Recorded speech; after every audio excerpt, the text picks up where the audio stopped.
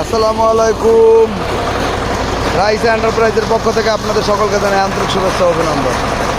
আমরা water tank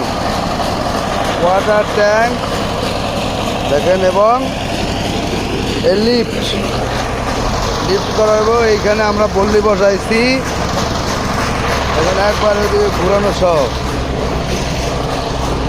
দেখাইতেছি। একবার এদিকে পড়লে আনার পরে এখান থেকে পল্লি করে এবং রানার করে মোটামুটি আমরা এটাই মাটিটা কাটে নিচ্ছি এবং 2 মিনিট ড্রাম শিট দিয়ে আটকাই দেওয়া হয়েছে। ঠিক আছে, এই দেখেন এটা হলে করছেন, এই দেখেন এখানে ওয়াটার ট্যাঙ্ক, এ হলো লিফট। না আর লাগবে না, যা দিচ্ছি না ভাল লাগবে না। এখন এখানে তো বয়ে থাকবো না, মাটি কেটে বাইরে যাবো গা। এই দেখেন